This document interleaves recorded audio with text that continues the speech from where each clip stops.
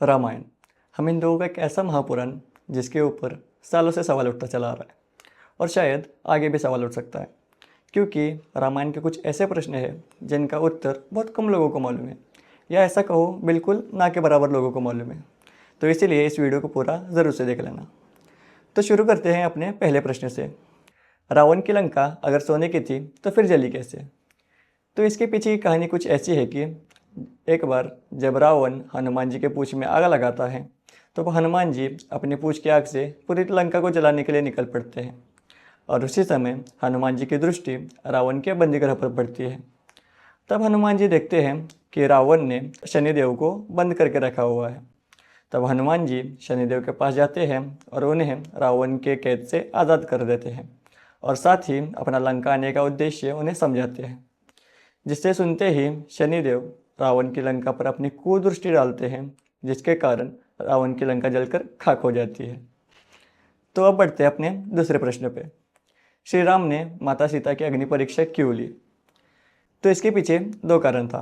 पहला कारण ऐसा था कि श्री राम ने ये जो अग्नि परीक्षा ली थी माता सीता की, वो खुद के लिए नहीं बल्कि अयोध्या के प्रजा के लिए लिया था, क्योंकि अयोध्या की प्रजा माता सीता के चरित्र के ऊपर प्रश्न उठा रहे थे, और इसीलिए श्री राम ने अयोध्या के प्रजा के लिए वो अग्नि परीक्षा ली थी, ना कि खुद के लिए।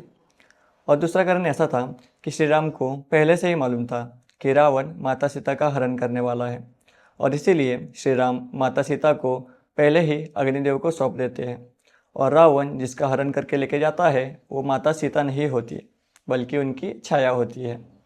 तो फिर श्री राम जब वापस अयोध्या लौटते हैं तो वे अग्निदेव से माता सीता को पुनः प्राप्त करने के लिए माता सीता की अग्नि परीक्षा लेते हैं, ना कि श्री राम को माता सीता के चरित्र के ऊपर संदेह होता है।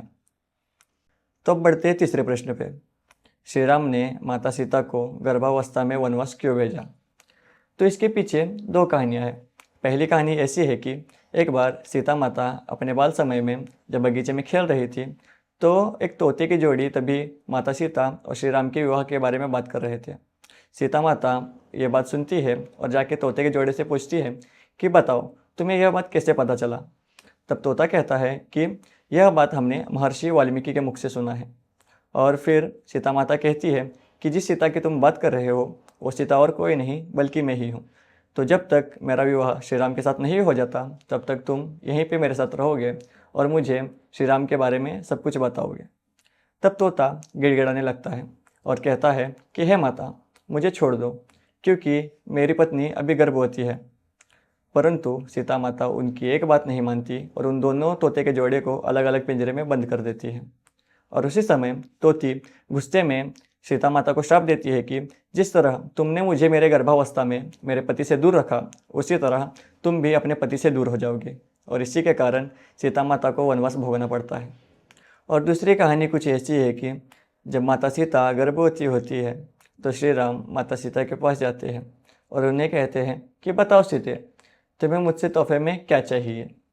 तब माता सीता कहती है कि हे स्वामी, मैं अपने बच्चों को वन में जन्म देना चाहती हूँ, ना कि राजमहल में, क्योंकि मैं चाहती हूँ कि हमारे बच्चों के संस्कार बिल्कुल साधु संतों की तरह हो। और इसी कारण ना चाहते हुए भी श्री राम माता सीता को वनवास भेजने के लिए तैयार हो जाते हैं।